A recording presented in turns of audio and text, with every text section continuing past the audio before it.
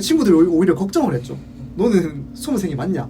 기본 강의를 다 듣고는 좀 논란이 되는 부분일 수도 있는데 저는 시험 끝날 때까지 1절 보지 않았습니다. 거의 버렸어도 되는 수준. 그래서 그렇게 공부를 했습니다. 실제로도 그렇게 문제가 나왔고, 다 마스터하면 내가 시험을 쳤을 때 나오는 문제도 무조건 맞출 수 있다라는 확신이 있었어요. 공부하다가 힘들어서 휴식을 하잖아요. 그쵸.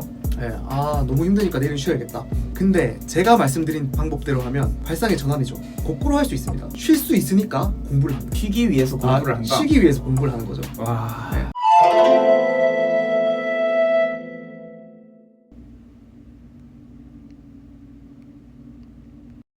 예, 구급 독학입니다. 오늘 모실 분은 20년도 공무원 시험 인기 제일 막 터질 때 구급 공무원 시험 행정직으로 쳐가지고 전국 합격 성적 저보다 높은 점수로 합격하셨고 현재는 공기업에 근무 중인 선생님을 모셨습니다. 예, 반갑습니다. 네, 반갑습니다. 자, 그러면 간단하게 자기소개 부탁드립니다. 네, 방금 말씀하신 대로 네. 20년도에 합격해서 여기 계신 구급 독학님과 동기로 1년 정도 근무했죠. 네, 근무하다가 다른 뜻이 생겨서 면직하고 1년 정도 준비해서 지금은 공기업 2군데 정도에 최종 합격을 했고 그 중에 한 군데 다니고 있습니다. 예, 뭐 좋습니다. 그러면 바로 공부 얘기 먼저 하고 다른 사정들도 좀 여쭤보겠습니다. 그러면 공무원 시험 준비는 얼마나 하셨나요? 네, 저 같은 경우에는 대학교 3학년 1학기까지 하고 2학기를 휴학했죠. 그리고 9개월 정도 공부해서 합격했습니다.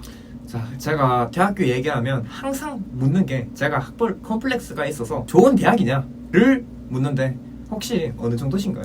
저도 뭐 대단한 대학은 아닙니다. 지방 거점 국립대라고 하죠. 직어고 4년제 경제학과 나왔습니다. 좋습니다. 제가 게스트를 꽤 모셨었는데 지작대만 봤지 직어국은 또 처음인데 그럼 수능 베이스가 어떻게 되시나요? 네, 수능 진짜 한참 되긴 했는데 평균 2등급 나왔고요. 공무원 시험할 때 수능 베이스라고 하면 국어랑 영어가 중요하잖아요. 네. 둘 다 2등급 나왔습니다. 그럼 좀 베이스가 있으시네요. 아니 뭐 밴드부도 아니고 뭐가 베이스입니까?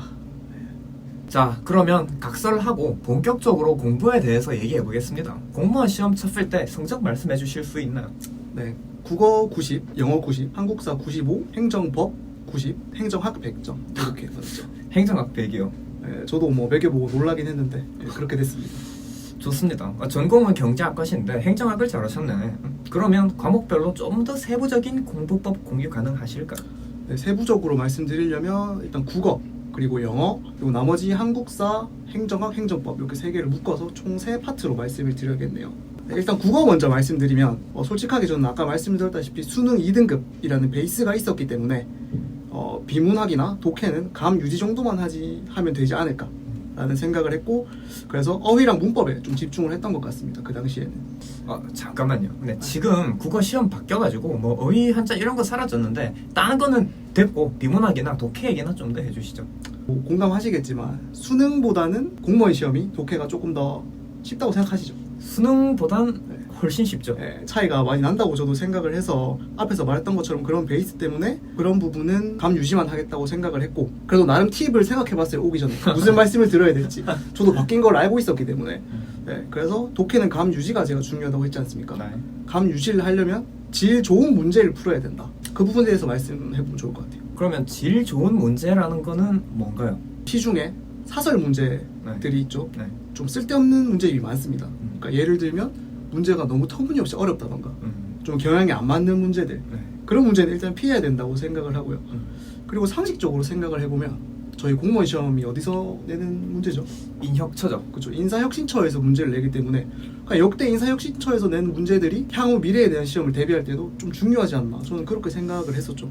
무조건 맞죠. 맞는데 안타깝게도 올해부터 이제 공무원 시험 국어 출제 기조가 바뀌어서 기출은 좀 의미가 없어졌고 가장 인혁처 예시 문제하고 흡사한 문제집을 푸는 게 중요합니다. 네, 뭐 그건 알아서 고르시고. 네, 뭐 책은 뭐 방금 말씀하신 것처럼 하시면 될 것 같고 일단 제가 말씀드린 제일 좋은 문제들을 일단 풀겠죠. 풀면서 실력을 올려야 되는데 어떻게 올려야 될까 고민을 저도 많이 했었습니다. 일단 국어는 많은 고민이 필요한 과목이지 않나. 이게 무슨 말이냐면 이제 보통 사람들은 보면 한 문제 풀고 답 확인하고 뭐 틀리면 해설지를 읽겠죠. 뭐 이것 때문에 틀렸구나 하고 넘어갑니다. 근데 그럼 실력이 절대 오르지 않습니다. 실력은 어떻게 올려야 되냐? 정답에 대한 근거를 내가 납득할 수 있을 정도로 찾아야 돼요. 오답은 왜 오답인지, 나머지 선지들은 왜 맞는지 그 분석을 처음엔 확실하게 하고 넘어가야 됩니다. 시간이 많이 걸리더라도. 네. 어떻게 생각하세요? 뭐 시간이 많이 걸리더라 하셨는데 그럼 뭐 한 문제에 30분을 때려 박아도 된다는 말씀이신가요? 역시 또 극단적으로 나오시는군요. 네. 그런 뜻은 아니었고 그냥 뭐 답이 있을까요? 뭐 네. 그래서 몇 분? 시간을 꼭 정해야 됩니다. 보시는 분들이 그걸 중요하게 생각한다. 꼭 정해줘야 됩니다. 한 10분 정도면 길어도 한 문제당 10분 투자해도 저는 괜찮다고 생각합니다. 문제 푸는 시간 빼고 해설 보는 시간이 10분 정도 걸려도 괜찮은 거야. 처음에는. 나중엔 그러면 안 되겠죠. 나중엔 그러면 안 돼요. 네. 좋습니다. 뭐 그렇게 문제집을 한번 돌리겠죠. 근데 보통 사람들이 하는 착각이 국어랑 영어 같은 경우는 한 번 문제 풀고 끝이다 라고 생각하는 경우가 많은데 문제 풀어보신 분들은 알겠지만 한 번 풀었다고 다 기억이 안 납니다. 절대 안 나죠. 네. 그리고 제가 아까 문제를 풀고 그 문제가 왜 맞는지 선지가 왜 틀렸는지 분석을 한다고 했잖아요. 그럼 두 번째는 그걸 적용을 시켜보는 거예요. 네. 그러면 실력이 오르겠죠. 그러니까 정답이 기억날 수도 있는데 네. 정답을 찾는 게 아니고 문제 안에서 정답에 되는 근거를 찾아보는 연습을 하는 게 중요하다 이 말씀이신 건가요? 그렇죠. 그래서 두 번째 풀 때는 그 근거를 찾는 연습을 적용시켜보고 이제 다른 제일 좋은 문제집으로 또 넘어가야겠죠. 그러니까 일단 문제집 하나를 한 2번 정도 더 본 다음에 최소 2번 정도. 최소 2번 보고 네. 2번 보고 더 엄청 헷갈렸던 문제는 3번 정도 봐도 되지 않나. 이제 그 다음에 다른 문제집으로 가든지 말든지 해라. 그렇죠. 뭐 좋습니다. 근데 이렇게 하면 뭐 독서를 안 해봤던 사람들도 실력이 늘까요? 독학님은 어릴 때 독서 많이 하셨나요 혹시? 자, 그러면 영어 공부법 말씀해 주시면 감사합니다. 네. 영어 같은 경우에는 혹시 제가 궁금한 게 영어도 국어랑 기초가 똑같이 바뀐다는 말씀이신가요? 바뀌었긴 한데 그냥 어휘가 좀 쉬워졌고 지문의 길이는 조금 길어진 좀 그냥 토익처럼 바뀌었어요. 그러면 공부법은 뭐 일맥상통 일맥상통 한다고 봐도 되겠죠. 영어는 또 세 파트로 나눌 수 있을 것 같아요. 어휘, 문법, 그리고 독해죠. 어휘부터 말씀드리면 어휘는 모든 공부 방법 중에 제일 단순하게, 단순무식하게 해야 된다고 생각합니다. 뭐 강사마다 나오는 복합 문제 단어장이 있겠죠. 그 단어장을 하루에 내가 할 수 있는 분량만 정해놓고 무조건 다 해야 됩니다. 네, 하루에 우직하게. 그래도 부족한 부분이 생깁니다. 단어는 워낙 많으니까. 그런 것들은 이제 뭐 기출이나 하프 동영을 풀면서 모르는 단어를 또 해설지에 체크 한 번씩 하고 나중에 한 번에 또 정리하는 식으로 문제 풀다가 모르는 단어들도 체크해서 그냥 한번 눈에 발라주고 그 정도도 하는 게 좋은 것 같아요. 저도 실제 5년 전에 이제 공시 생활 때 단어장 한 권을 잡고 한 100번 정도 돌렸어요. 근데도 분명히 빵꾸 나는 단어들이 되게 많았거든요. 있죠. 그러면 혹시 단어 외우는 꿀팁이 있을까요? 사람들이 단어 외우는 법에 관심이 되게 많습니다. 근데 단어는 진짜 저는 지름길은 없는 것 같아요. 아까 제가 말씀드렸던 것처럼 진짜 그냥 분량 정해서 우직하게 외우는 게 좋은 것 같고 일단 저는 손은 안 썼어요. 손은 안 썼고 네, 비효율적이라고 생각해서. 그럼 뭐 눈으로만 읽으시나요? 눈으로 많이 읽었죠. 네. 일단 문법 같은 경우는 휘발성이 강한 과목이죠. 그래서 일단 기본 강의를 한번 듣고 그리고 어떻게 하면 시험에 나오는 문제를 맞출 수 있을까에 대한 생각을 엄청 많이 했던 것 같아요. 효율적으로 공부를 해야 되니까. 그래서 저는 생각한 게 기출 문제집에 보면 약 한 20개년치의 문제가 실려 있습니다. 엄청 많다고 느껴지죠. 그래서 그 20개년치의 문법 문제를 다 마스터하면 내가 시험을 쳤을 때 나오는 문제도 무조건 맞출 수 있다라는 확신이 있었어요. 그래서 그렇게 공부를 했습니다. 실제로도 그렇게 문제가 나왔고. 그럼 문법 문제집을 따로 사신 건가요? 따로 산 건 아니고 기출만 팠습니다. 기출 문제집 안에 있는 문법 문제 위주로 많이 봤고 그래도 조금 부족하다고 싶었던 거는 아까 말했던 하프나 모의고사로 그것도 똑같이 공부를 했죠. 문법 문제만. 뭐 좋습니다. 근데 일단 여기서 나오는 합격자들의 특징은 본인이 약한 파트를 어떻게 하면 맞출 수 있을까 생각을 했다는 겁니다. 뭐 생각을 많이 하셨네요. 네, 무작정 문제 푸는 것보다는 일단 내가 이 부분을 어떻게 보완할 수 있을지 시험 합격하는 게 중요하잖아요. 맞습니다. 네, 어떻게 하면 합격할 수 있을 생각을 매일 했던 것 같아요. 매일. 역시 뭐 메타인지가 돼야 어떤 공부든 되는 것 같은데 좋습니다. 근데 뭐 기출을 20년치나 봤어요? 그냥 말만 들었을 때는 엄청 많아 보이잖아요. 20개년치 문제수 실제로 많습니다. 진짜 근데 많죠. 문법 포인트라는 게 사실 정해져 있습니다. 범위가 없는 것 같은데 범위가 있어요. 맞아요. 네, 그래서 풀다 보면 중복되는 게 할 때도 엄청 많고요. 나중에는 딱 문장만 봐도 이 문장은 어떤 문법 포인트를 묻는 거다라는 게 보입니다.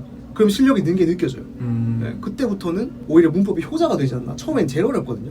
네, 문법이 그때부터는 효자 과목이 됐던 것 같아요. 공짜로 한 몇 문제 못 맞추는 들어가는. 거. 네. 좋습니다. 네, 마지막으로 독해 같은 경우는 일단 또 말씀드려야겠지만 저는 베이스가 있었기 때문에 네, 국어랑 일단 일맥상통해요. 마찬가지로 제일 좋은 문제라고 할 수 있는 기출 그리고 1타 강사들이 하프, 모의고사, 그리고 마지막에 뭐 동영 정도로 간만 유지를 했습니다. 네, 좋습니다. 근데 영어도 올해부터 시험 기조가 바뀌기 때문에 옛날 기출 문제들은 뭐 사실 저희 공부할 때 어휘가 진짜 막 어려웠잖아요. 틀리라고 아예 내던 문제들이 맞아요, 어휘 맞아요. 문제였고, 근데 요즘 독해는 토익처럼 바뀌어서 어휘가 어렵지는 않습니다. 그래서 기출보다는 뭐 질 좋은 문제집을 골라서 돌리는 게 중요하겠죠. 뭐 책은 알아서 고르시고, 영어 독해도 국어 비문학처럼 뭐 생각을 많이 하셨나요? 제가 영어에서 처음에 틀렸던 문제들을 제가 분석을 하잖아요. 내가 이 문제를 왜 틀렸을까라고 생각했을 때 가장 심각했던 문제가 지문들이 엄청 어려우니까 꼼꼼히 일단 읽기가 싫어요. 읽기가 싫으니까 내가 아는 단어만 유출해서 상상 독해를 하고 있더라고요. 아니, 상상 독해는 또 태어나서 처음 듣는 말인데 그게 뭔가요? 근데 제가 말씀드리면 공감 다들 하실 거예요. 지문에서 내가 아는 단어만 몇 개 유출을 해서 그 내용을 상상해서 말 그대로 자의적으로 해석을 하는 거죠. 근데 그러고 선지를 보면 내가 상상했던 내용이 꼭 함정으로 들어가 있어요. 아, 그래서- 상상 독해한 선지가 그렇죠. 그래서 나는 단어 몇 개만 보고 맞췄다 싶어서 체크를 하는데 터무니없게 틀린 거죠. 그런 사례가 진짜 많더라고요. 그럼 그거를 안 해야 되잖아요. 그걸 방지하려면 사실 그냥 FM적인 말일 수도 있는데 꼼꼼히 독해야 돼요. 독해할 때 한 문장 한 문장 네, 한 문장 한 꼼꼼히. 문장 구문이 복잡해도 끊어서 읽는다던가. 그리고 또 단어의 중요성이 여기서 나오죠. 상상 독해라도 하려면 단어를 알아야 됩니다. 일단 뭐든 알아야 독해를 알아요. 할 수 있으니까. 중요한 단어 한 단어를 아냐 마냐가 엄청 큰 차이라고 생각을 하기 때문에 단어 양을 엄청 늘려야 됩니다. 그래야 한 문제라도 맞출 수 있는 확률을 높일 수 있겠죠. 뭐 그러면 영어도 뭐 문제집 하나 돌리고 또 왔어요? 네, 이것도 국어랑 같은 얘기인데 한 번으로 안 됩니다. 특히 어려운 문제 같은 경우는 두 번째 봐도 진짜 그냥 또 틀립니다. 해석이 또 안 되는 경우가 있죠. 또 안 돼요. 그리고 해설지를 봐도 이해가 안 되는 경우가 많기 때문에 근데 그런 거는 좋은 문제라고 봐야죠. 네, 두 번 정도, 세 번 정도 해서 아까 말했던 것처럼 왜 틀렸는지 그래서 완벽히 내 거가 될 때까지. 될 때까지 보는 게 좋은 것 같아요. 그리고 또 다 되면 뭐 다음 문제집 가든 말든. 그렇죠. 좋습니다. 오늘 뭐 상상 독해랑 또 머시기에서 처음 듣는 말이 많습니다. 그러면 이제 국사법 학과목 공부법 말씀 부탁드립니다. 드디어 이 파트가 왔네요. 구급독학님 영상 많이 보신 분들은 아시겠지만 이 파트가 구급독학님의 점수라고 할 수 있어요. 네. 일단 이 세 과목 공부방법이 똑같아요. 그래서 좀 설명을 묶어서 드릴 수 있을 것 같고, 일단 저의 경우에 어떻게 했냐면 일단 기본 강의는 필수로 들어야 된다고 저는 생각을 합니다. 왜냐면은 국어 영어랑 다르게 행정학 행정법은 단어 하나하나가 너무 생소해요. 생소하죠. 그런데도 기출로 바로 들어가셨잖아요.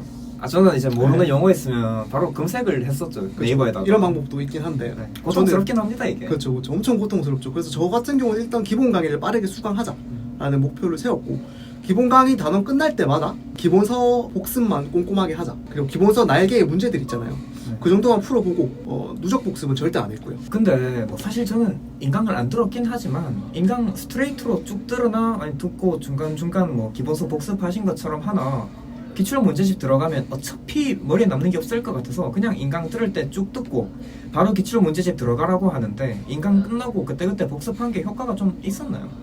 사실 이 부분은 제가 뒤에 따로 준비를 했었거든요. 사실 제가 후회가 많았던 부분이라서 말씀을 드리려고 했는데 먼저 말씀을 하시니까 우선 그래서 제가 독학님이 말씀했던 것처럼 기본 강의를 듣고 기본서를 복습하는 게 큰 효과 없는 거 맞습니다. 머리에 남는 게 없어요. 그래서 제가 면직을 하고 공기업 준비할 때는 강의만 빨리 듣고 기출 문제를 바로 들어갔어요. 그렇게 했고, 근데 그게 정말 고통스럽습니다. 해보셔서 아시겠지만 강의 하나만 딱 듣고 문제를 들어간다는 게 정말 힘들거든요. 근데 고통스럽지만 실력이 정말 빨리 납니다. 왜냐면은 정말 나오는 부분만 딱딱 나오기 때문에 어느 부분을 공부해야 될지 알 수 있죠. 그러니까 용어만 대충 적시해 놓은 다음에 바로 기출 그쵸. 문제집 돌리는 게 효과가 좋다. 그게 제일 빠른 지름길이죠. 사실. 네, 그리고 저 같은 경우에는 앞에 말씀드렸던 것처럼 기본 강의를 다 듣고는 좀 논란이 되는 부분일 수도 있는데, 기본서는 시험 끝날 때까지 1절 보지 않았습니다. 거의 버렸어도 되는 수준으로 하나도 안 봤습니다. 그러면요? 기본서를 보지 않고 요약서랑 기출만 시험 끝날 때까지 무한 반복한 거죠. 그럼 기본서는 인강 들을 때만 필요해가지고 샀던 거네요. 그렇죠. 어떻게 보면 조금 아까울 수도 있는데, 안 샀어도 됐네. 네, 인강용으로만 듣고 한 번도 안 펼쳤어요. 이건 진짜 과장이 아닙니다. 네. 아니 근데 행정학 100점 맞으셨다고 했는데 기본서 안 봤는데 다 커버가 됐나요? 행정학 같은 경우는 사실 문제마다 100점 방지 문제라는 게 무조건 나오지 않습니까? 그쵸. 모든 과목에 그런 게 나오니까. 100점 방지 문제를 분석해보면 해결하는 방법이 없진 않거든요. 일단 선지가 몇 개죠? 4개죠. 선지가 4개인데 2개 정도는 기출 소거법으로 해결이 돼요. 전혀 모르는 걸로 배치를 하진 않거든요. 그럼 2개가 남는데 이 2개는 진짜 못 들어본 게 나와요. 그래도 맞출 수 있습니다. 이게 어떻게 맞추나요? 행정학을 공부를 많이 하다 보면 행정학 마인드라는 게 생겨요. 행정학 마인드요? 네, 이게 정말 웃긴 말인데 제가 뭐 네. 리갈 베이스, 뭐 리갈 마인드 이런 말은 들어봤는데 행정학 마인드는 처음 들어봅니다. 아, 근데 이게 진짜 설명할 수 없는데 말이 안 되는 선지랑 행정학적으로 말이 되는 선지 구분을 할 수 있습니다. 이게 약간 국어 독해랑도 관련이 있는 것 같아요. 좀 센스가 생긴다. 그렇죠. 국어 독해하듯이 행정학 지문을 읽는 연습하시는 것도 좋거든요. 네. 그럼 뭐 어떻게 하면 생기나요? 행정학 마인드는? 그거는 그냥 문제를 많이 풀고 지금 생각해보니까 문제를 그냥 무작정 기계적으로 푸는 게 아니라 제가 국어 독해 말씀드렸잖아요. 네. 근데 기출 문제에도 그 방법을 적용시키는 거예요. 음. 이게 처음 보는 선지인데도 내가 국어적으로 한번 독해를 해보자. 아, 말이 되는지 안 되는지. 그렇죠. 법 과목도 그런 게 저는 있다고 생각하거든요. 맞습니다. 읽어보면은 그냥 상식적으로 약간 말이 안 되거나 사실 제가 최근에 영상 올린 게 뭐 할 수 있다 하여야 한다는 사실 말장난이 아니다라는 영상 그쵸, 올렸는데 그쵸. 혹시 그거 보셨나요? 저 못 봤습니다 사실. 네. 아 그래요? 근데 거기서도 진짜 뭐 할 수 있다 하여야 한다를 단순히 말장난으로 생각해서 암기를 하려고 하면 되게 양이 많고 빡세잖아요. 그렇죠. 그대로 받아들이면 되죠. 근데 한번 읽어보면 이게 당연히 할 수 있다고 당연히 하여야 한다가 좀 갈리거든요. 좀 이런 느낌인 것 같아요. 이게 행정학적 마인드구나. 그렇죠. 그걸 행정학에 적용시키면 행정학적 마인드죠. 좋습니다. 저도 이제 뭐 교정학적 마인드를 쌓고 있는 사람으로서 꽤 도움되는 말씀 같습니다. 그 다음에 아까 말씀드린 것 중에 기본서를 안 본다. 그 이유가 또 있겠죠. 우선 저는 기출문제집 자체를 기본서라고 생각했습니다. 그 자체가 기본서라고 생각했고 요즘 기출이 보통 몇 문제 정도가 실려있죠? 요새는 한 1000제 정도 실려 있습니다, 보통. 1000제 중에 뭐 선지가 4개인 것도 있고 5개인 것도 있겠죠. 그쵸. 그러면 선지 개수만 한 4,500개 네, 그 정도 됩니다. 정도가 된다고 생각하는데 시험 전까지 4,500개를 진짜 씹어 먹어서 이해할 수 있는 사람이 몇이나 될까요? 없죠? 없다고 봐야죠. 네. 그럼 저는 기출문제집을 기본서라고 생각한다고 했는데 4,500제 소화 못하고 기본서를 보는 거는 순서가 잘못됐다고 생각해요. 네. 그런 이유 때문에 기본서를 안 봤던 것 같아요. 근데 원래 사람이면 기출 막 모든 선지를 씹어 먹는 게 불가능하긴 하죠. 그러면 이제 기출 문제집을 뭐 기본서처럼 생각하셨다고 했는데 이걸 뭐 어떻게 활용을 하셨나요? 일단 기본적으로는 요약서 한 단원을 읽고 기출 한 단원을 풀고 이틀을 기준으로 했고요. 좀 더 구체적으로 설명을 드리면 정해드리는 거 좋아하잖아요. 시청자분들이. 꼭 정해줘야 됩니다. 정해주는 게 중요하죠. 저도 그래서 10회독을 가정할게요. 네. 물론 뭐 15회독, 20회독 하면 할수록 좋습니다. 최소 10회독이라고 최소. 하죠. 네. 10회독 한다고 가정하고 일단 1, 2, 3회독은 모든 지문과 선지를 다 봅니다. 꼼꼼하게. 네. 그리고 4회독제는 헷갈리는 선지 옆에 방점을 하나 찍습니다. 근데 여기서 좀 성격에 따라 차이가 있는 것 같은데 저는 아리까리한 거 다 찍었습니다. 좀 알 것 조금만 같은 애매해도? 때 조금만 애매도 다 찍는 게 보수적으로 찍는 게 좋더라고요. 네. 그렇게 하나를 찍고 그 다음에 5, 6, 7회독에는 방점 하나 찍은 것만 보겠죠. 그렇게 3번을 보고 8회독제에는 그래도 헷갈리는 거에 방점을 한 개 더 찍으면 방점 2개짜리가 생기겠죠. 네. 그러면은 9회독, 10회독제는 방점 2개짜리만 보는 겁니다. 네. 그럼 확실히 시간이 압도적으로 세이브가 됐겠는데. 그렇죠. 방점 하나 찍고 볼 때는 반 정도가 시간이 세이브되고 2개 찍고 볼 때는 또 거기서 반 정도가 세이브가 되겠죠. 네, 그런 장점도 있습니다. 근데 진짜 모든 공부법의 공통점은 보는 양을 줄이는 것 같아요. 진짜 어떤 식으로든 모든 사람이 다 양을 줄이더라고요. 맞아. 그러면은 마지막에는 기출문제집 그 1000제짜리를 2시간만 해도 모르는 걸 한번 다 훑고 갈 수 있는 그런 결과가 생기더라고요. 좋습니다. 네. 근데 뭐 최대한 보수적으로 방점을 찍는다고 하셨는데 저도 메타인지가 좀 잘 안 되는 사람이라서 되게 보수적으로 표시를 해서 공감이 됩니다. 근데 저도 근데 문제 처음에 바로 못 풀잖아요. 그래서 일단 논으로 바르다가 문제 풀 수 있는 후준되면 한번 풀어보고 틀린 거 표시하고 그 다음 해독 때는 보통 여기서 틀린 것만 보는데 저는 맞힌 것도 봤어요. 저를 못 믿어가지고 이게 뽀록으로 맞춘 걸 수도 있잖아요. 그렇죠. 그래서 메타인지를 되게 빡세게 하는데 근데 저는 이제 V 표시를 고수했는데 뭐 방점 표시도 꽤 깔끔한 게 좋은 것 같습니다. 뭐 큰 차이는 없겠지만 뭐 V 표시보다는 점 하나 찍는 게 좀 더 효율적으로 표시할 수 있는 방법이지 않나. 근데 그러면 기출 풀 때 저는 기출만 보라고 합니다. 아니 뭐 어차피 해설에 다 있는데 굳이 요약서를 보는 이유가 있나? 요약서를 병행하신 이유가 뭔가요? 제일 큰 이유를 말씀드리면 제가 말한 기출 해독법 혹시 어떻게 생각하세요? 근데 조금 여기서 의견이 다른 게 예. 저는 문제를 한 4회독 때쯤 풀어보잖아요. 예. 풀고 틀리면 문제 위에다 표시를 하지 선지 옆에다가 표시는 10회독 이후쯤에 합니다. 문제에다 하신다? 네, 왜냐면 이제 문제를 계속 선지 옆에 표시를 하면 다음에 회독할 때 정답이 유추가 되잖아요. 그런가요? 네. 네. 그래서 계속 네. 문제를 백지 상태에서 풀어보는 연습을 하려고 일부러 선지 옆에는 좀 깨끗하게 놔뒀다가 틀린 문제만 표시해서 틀린 문제만 볼 때는 틀린 문제만 보다가 10회독 이후에 이제 선지 옆에다가 표시를 해가지고 모르는 선지 아는 선지 구분합니다. 제가 좀 더 보수적일 수도 있겠네요. 저는 근데 기출문제집을 기본서처럼 본다고 했잖아요. 아 그쵸. 그래서 그냥 선지 하나하나가 문제 푼다는 느낌보다는 개념서처럼 봤구나. 개념서라고 생각을 해서 그러면 선지 옆에 찍어도 별 문제가 저는 없을 것 같거든요. 그럼 이제 아웃풋 연습을 어떻게 하셨는지가 좀 궁금한데 그거는 이따가 들어보고 네. 그럼 이제 요약서를 병행하신 이유가 뭔가요? 제가 말한 기출 회독법에는 걱정을 하실 요소가 딱 하나 있습니다. 혹시 뭐일 것 같으세요? 방점 안 찍은 거 안 보면 까먹는다? 그쵸. 처음에는 내가 분명 알아서 방점을 안 찍었는데 나중에 그걸 까먹어서 틀리면 어떡하지? 라는 문제가 생기겠죠.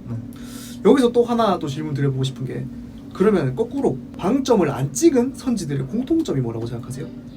잘 알아서 안 찍은 거니까 쉽거나 중요해서 계속 나왔다거나 쉽고 중요한 거? 그쵸. 정확하게 맞는 말씀인데 방점을 안 찍은 문제의 공통점은 일단 자주 나오고 중요한 개념들입니다. 근데 공부를 오래 하신 분들은 공감하실 텐데 그런 쉬운 개념이 갑자기 생각이 안 날 때가 있어요. 근데 시험장에서 그러면 큰일 나잖아요. 큰일 나죠. 그러면 그 걱정을 줄여줄 수 있는 게 뭘까 생각하다가 제가 요약서라고 생각을 한 거죠. 여기서도 또 합격에 대한 생각을 하셨네요. 그렇죠. 좋습니다. 어떻게 하면 합격할 수 있을까? 오. 네, 요약서가 어떤 내용이 요약이 돼 있냐면 기본서에 있는 것 중에 중요하고 자주 나오는 내용이 요약서에 보통 있죠. 다 포함되어 있습니다. 근데 그런 내용이 제가 방점을 안 찍었을 가능성이 높겠죠. 자주 본 내용들이니까. 그러니까 기출을 하면서 제가 앞서 말씀드렸던 걱정을 없앨 수 있는 방법이 요약서죠. 그럼 기출 보면서 방점 안 찍고 빵꾸나는 부분을 요약서에서 뭐 채우고 이렇게 하신 건가요? 그렇죠. 그렇게 하면은 좀 더 걱정을 덜 수 있는 방법이라고 생각이 돼요. 근데 그러면 그냥 기출만 계속 돌린 다음에 어차피 기출 문제집을 본다는 게 사실 시험에 어떤 식으로 문제를 냈는지 유형 파악하고 또 뭐가 중요한 개념인지 보려고 보는 건데 그렇게 병행할 바에 그냥 기출 문제집 먼저 마스터하고 나중에 요약집만 보면 안 되나요? 이거는 약간 틀린 건 아니고 다른 문제라고 생각하는데 이거는 성향 문제가 좀 나와야 될 것 같아요. 성향이요? 네, 저는 앞에서 말씀드린 것처럼 공시생분 중에 그런 분들 많을 텐데 걱정이 되게 많습니다. 말씀하신 대로 하면은 저는 기출만 풀면서 걱정을 계속 할 거예요. 내가 알았던 부분을 알았던 거 안 갑자기 보니까. 까먹으면 어떡하지? 네, 그래서 그런 부분을 기출 풀면서 줄여나갈 수 있는 방법이라고 생각했고 또 이왕 말이 나온 김에 이런 걱정이 그래도 든다라고 하면 또 그걸 해결할 수 있는 방법이 하나 있습니다. 뭡니까? 제가 독강님 노무사 공부할 때 제가 그렇게 하시던데 연도별 문제가 있습니다. 그러니까 예를 들어서 행정학 뭐 2017년 국가직 9급 문제를 뽑아서 한번 풀어봅니다. 연도별 기출이기 때문에 그 안에는 전범위가 다 들어가 있겠죠. 그쵸.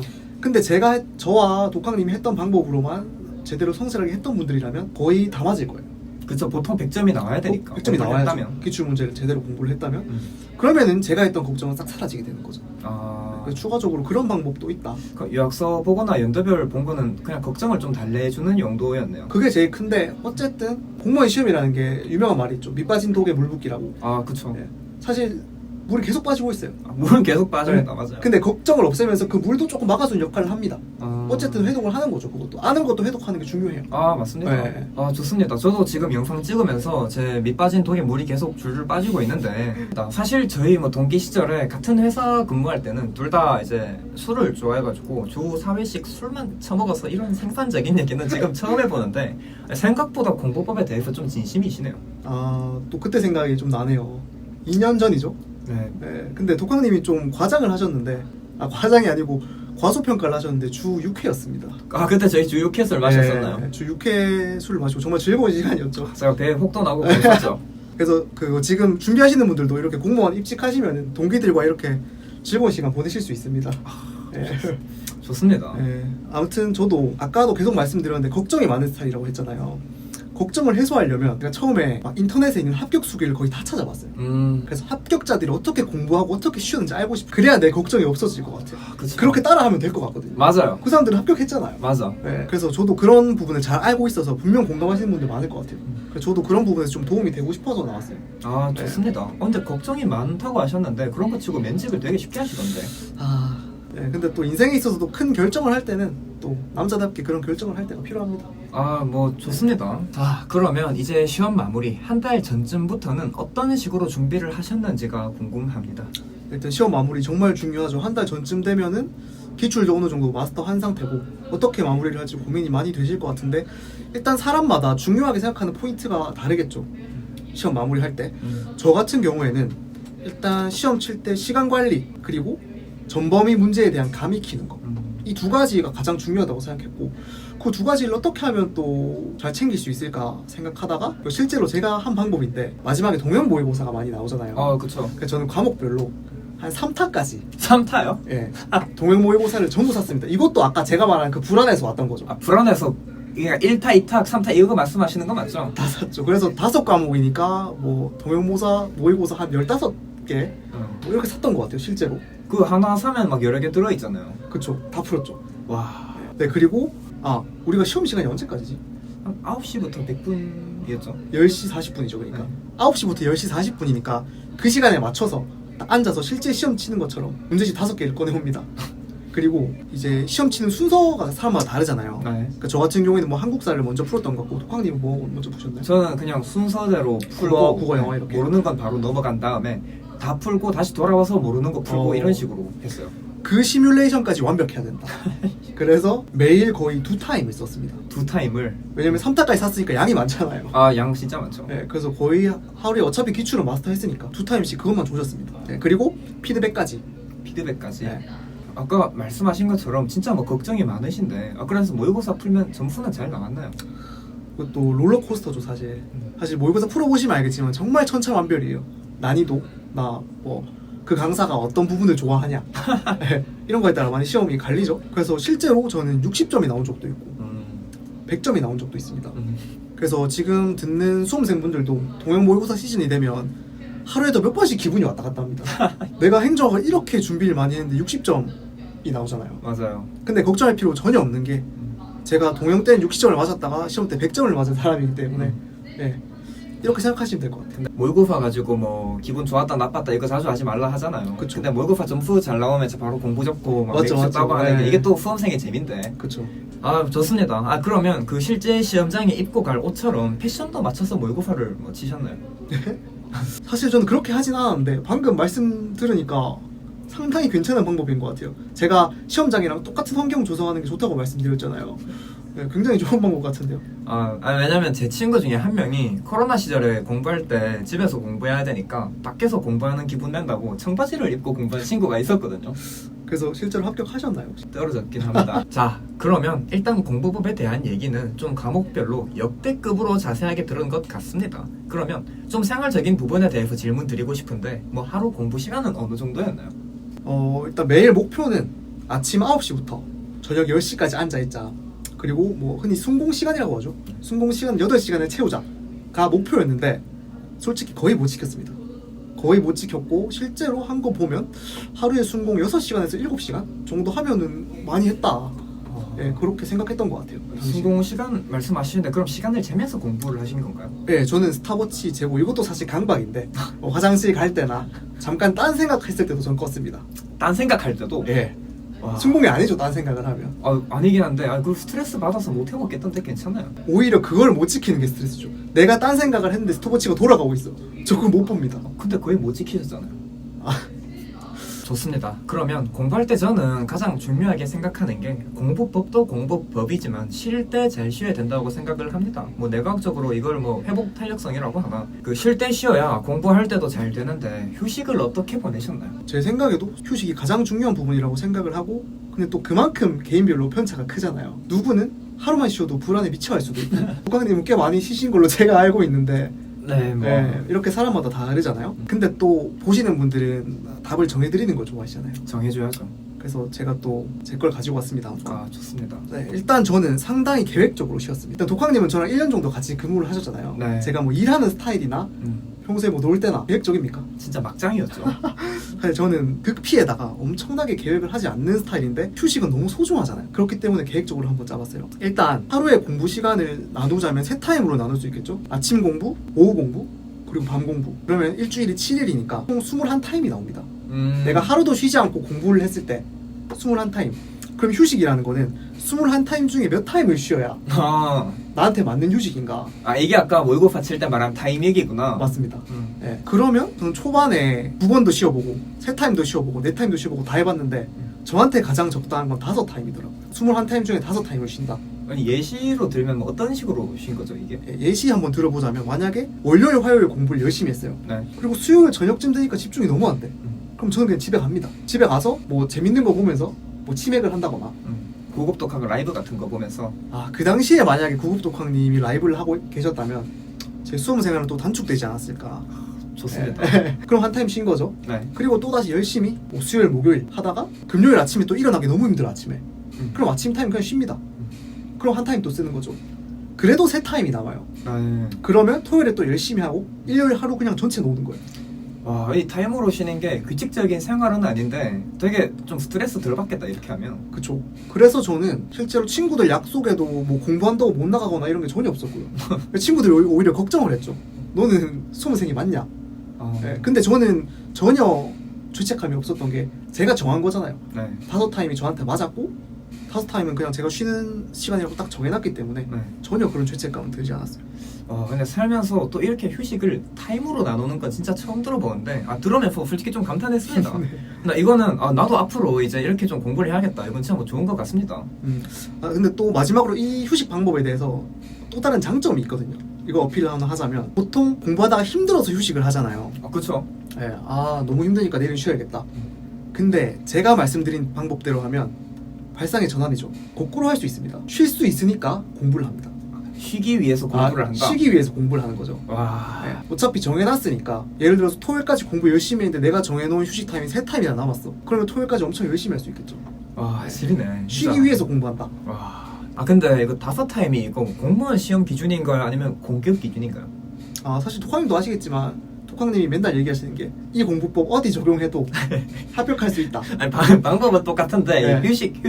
저는 휴식도 마찬가지라고 생각합니다. 그래서 공기업 준비할 때도 마찬가지로 뭐 공부법이든 뭐 휴식법이든 제가 했던 거 그대로 했고요. 다 5타임을 쉬었다? 네, 그랬던 것 같아요. 좋습니다. 네. 그러면 앞으로 저는 한 9타임 쉬는 걸로 뭐 해보겠습니다. 그래서 노무사 1차를 그러면 뭐 공부 얘기는 이 정도면 된 것 같고 공무원을 준비한 이유는 뭔가요? 일단 보시는 많은 분들 공감하실 것 같은데 일단 성적 맞춰서 들어간 대학교랑 전공이 너무 안 맞았어요. 그래서 그쪽에 흥미가 아예 없었고 그렇다고 딱히 하고 싶은 것도 없었던 것 같아요. 그리고 욕심도 별로 없거든요 제가. 그래서 그냥 자연스럽게 그냥 공무원 시험 준비해보는 게 어떨까 해서 시작했던 것 같아요. 좋습니다. 근데 그러면 진짜 뭐 뉴스 나오는 사람들처럼 입사하고 9개월 만에 바로 면직을 하셨는데 그만둔 이유는 뭔가요? 이게 또 준비한 이유 다음에 바로 그만둔 이유가 나오네요. 필요하죠. 네. 그럼 저는 반대로 독학님은 혹시 직장 생활할 때 중요한 요소가 뭐라고 생각하세요? 공무원 준비하던 시절에는 저도 선생님처럼 딱히 뭐 꿈이 없었고 욕심 없이 그냥 걱정 없는 삶을 살고 싶었어요. 저도 마찬가지거든요. 근데 걱정 없는 삶을 살기 위해서는 직장에서 저는 3가지 일, 사람, 돈이 중요하다고 생각하거든요. 근데 솔직하게 그 3가지 모두 없었어요. 3가지가 진짜 없다고 느껴졌고 그래서 안 그만둘 이유가 없었다. 네, 그래서 솔직히 결정하는데 어렵지 않았습니다. 뭐 그러면 면직하고 안 불안했나요? 근데 지금 생각하면 솔직히 좀 무모했던 것도 있었죠. 보통 그만두고 다른 곳을 준비하는 사람들을 보면 어느 정도 준비를 해놓고 나옵니다. 그렇죠. 그리고 그게 맞아요. 보시는 분들은 그렇게 하세요. 근데 그게 맞는데 저는 진짜 흔히들 말하는 생퇴사를 한 거죠. 아무 준비도 안 돼 있는 상태로 그냥 너무 있기도 싫었고 또 자신감도 있다고 생각해서 그렇게 나왔죠. 그러면 이제 공무원을 그만두고 공기업 준비를 하셨는데 그 이유는 뭔가요? 이 부분도 제가 말씀드리면 많은 부분 공감하실 것 같은데 공무원 준비한 사람들의 공통점 혹시 아시나요? 왜 공무원을 준비하게 됐을까 처음에? 스펙이 없다? 그쵸. 스펙과 학점도 없죠. 학점도 없죠. 독학님 혹시 학점이 어떻게 되시나요? 2점 초반인데 잘 기억은 안 납니다. 제가 학점이 2.6점이거든요. 저보다 높으신 것 저는 같네요. 제가 더 낮을 줄 알았는데 네. 사실 공감하시는 분도 많을 것 같아요. 그러면 일단 뭐 학점을 적어야 되거나 스펙이 필요한 사기업은 사실 힘듭니다. 근데 공기업은 다들 아시겠지만 블라인드 채용이라고 하죠. 아예 자기소개서에 학교 이름을 적거나 학점을 적거나 이런 게 없습니다. 네. 그래서 길은 이거밖에 없다. 내가 공무원을 나와서 업그레이드하는 길은 이거밖에 없다 라고 생각을 했었고 자연스럽게 공기업 준비를 했던 것 같아요. 자, 그러면 공기업은 어떻게 준비를 하셨나요? 좀 간략하게 설명을 드리면 공기업 채용 과정 같은 경우는 서류 전형, 필기 전형, 면접 전형 3단계로 이루어져 있고 각 전형마다 배수가 있어요. 뭐 서류는 100배수를 뽑고 뭐 필기에서는 3배수만 뽑고 이런 식으로. 그럼 처음으로 서류 과정이 있겠죠. 공기업 서류 과정은 정량 평가라고 하면 다들 아시겠죠? 그 자격증 점수가 굉장히 중요합니다. 필수 자격증들이 있어요. 그래서 저 같은 경우에는 면직을 하고 3개월 정도 자격증만 준비를 했고요. 그래서 토익 같은 경우에는 930점을 취득을 했고 커말 1급, 한국사 1급, 그리고 실용 글쓰기 1급 이런 자격증들을 취득을 했고 그래서 웬만한 곳 서류 뚫을 수 있을 정도로 그런 스펙을 맞춰놨었고 그 다음에 공기업은 사실 기업이라고 해도 필기 비중이 정말 큽니다. 아 그쵸. 네, 그래서 사실 공시 준비하듯이 도서관에 가서 공부를 했습니다. 매주 5타임 쉬면서 뭐 그걸 적용시켰다고 볼 수 있죠. 아. 그래서 보통 보면 필기 전형 같은 경우에는 NCS라고 하죠. PSAT라고 얘기하면 공무원 수험생분들은 더 아실 텐데 NCS 50%, 전공시험 50%가 들어가기 때문에 뭐 수험생활 하듯 열심히 공부했습니다. 그 전공 시험은 과목이 뭐 있었나요?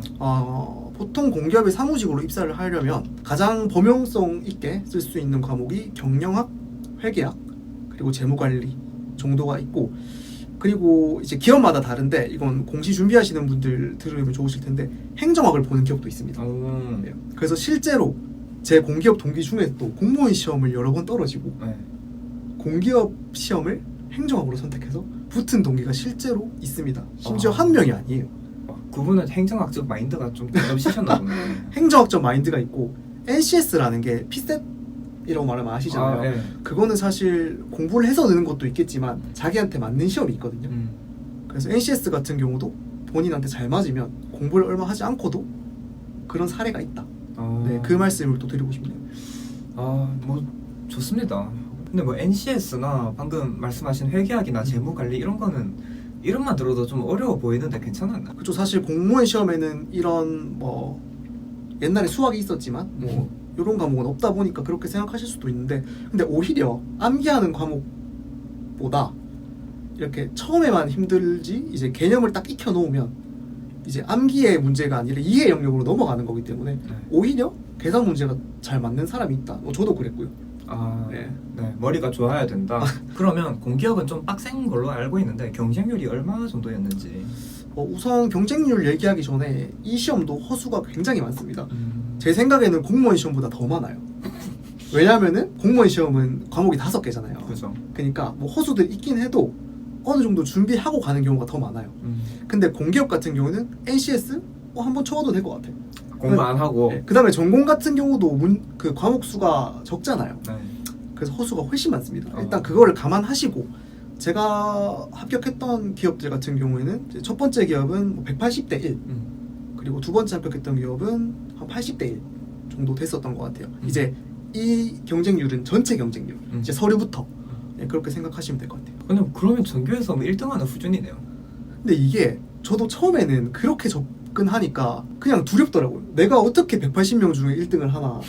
근데 그렇게 생각하시면 안 되고 절대평가라고 생각해야 돼요. 어느 정도 문제를 내가 맞으면 무조건 합격할 수 있다 라는 생각을 가지고 접근하는 게 좀 더 바람직하지 않나. 사실 뭐 공무원 시험도 상대평가긴 한데 사실 그쵸. 알잖아요. 합격서 맞아요. 어느 정도인지. 좀 일맥상통한 얘기인 것 같아요. 공기업도 맨 비슷하네요. 이런 거는. 네. 뭐 좋습니다. 오늘 좀 역대급으로 뭔가 뽑을 게 많아서 많이 뽑았는데 혹시 뭐 마지막으로 하고 싶은 말씀 있으신가요? 네, 우선 제가 말씀드린 뭐 공부 방법이나 생활적인 것들 이런 게 진짜 작게나마 보시는 분들한테 꼭 도움이 됐으면 좋겠어요. 왜냐면은 저도 아까 말씀드렸던 것처럼 걱정이 많은 스타일이어서 막 공부법 찾아봤고 정답이 없는 문제도 막 답을 알려줬으면 좋겠고 그런 경험을 했던 적이 있어서 오늘 이 자리에 오게 됐고 그리고 사실 독학님 영상이랑 일맥상통하는 부분이 많다고 다들 느끼실 거예요.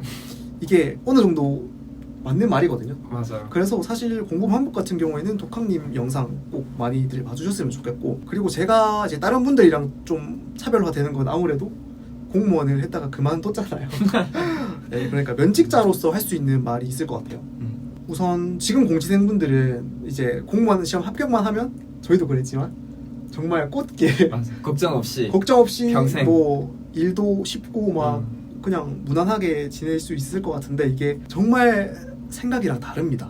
입직을 하면 네, 정말 달라요. 근데 물론 어렵게 들어간 직장이니까 잘 맞아서 오래 다니면 최고죠.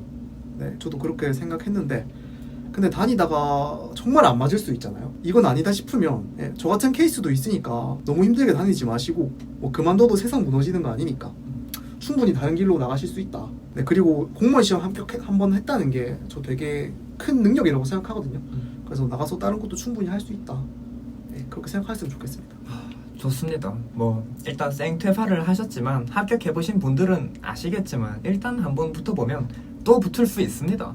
이게 합격도 관성이 따른다고 해서 한번 도달해보면 어느 정도 하면 되는지 느낌이 오잖아요. 그렇죠. 뭐 그렇고요. 네, 도움이 됐으면 좋겠습니다. 감사합니다.